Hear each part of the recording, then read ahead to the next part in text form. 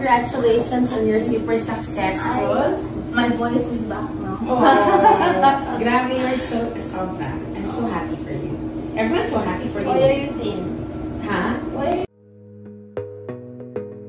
Hello at welcome back sa aking channel. Nakakabilib ang pagbabago ni Sharon Cuneta sa kanyang katawan at mukha.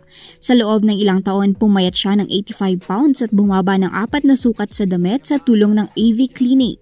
Sa kanyang pagbisita ngayon kay Dr. AV Teo, ipinakita ni Sharon ang kanyang bare face at kitang-kita ang natural na ganda. Walang bahid na makeup pero ang kinis at kinang ng kanyang balat. Subok na subok ang epektibo ng AV Softwave, ang bagong 3D ultrasound technology para sa skin lifting and tightening. Narito at ating panoorin ang video ni Sharon Cuneta. Hello, my dear friend. How are you? Congratulations on your super successful. My voice is back now. Oh, grabe, you're so back. I'm so happy for you.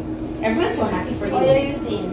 Huh? Why did you lose weight? Ganyan kita, idol kita. So, hindi. Kung masyado ikaw yung idol ko.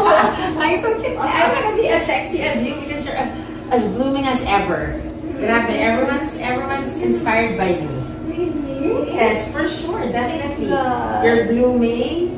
You're doing so well. When they ask me nga rin, ay, ano, syempre,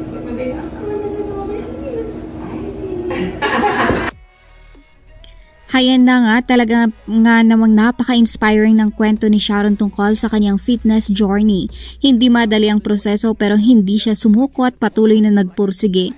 Pinatunayan niya na kahit sino ay pwedeng magbago at mag-improve sa sarili. Saludo ako sa megastar na si Sharon Cuneta. Ikaw, anong masasabi mo sa kanyang transformation? I-share mo ang inyong opinion sa comment section. Salamat sa panunood at hanggang sa muli.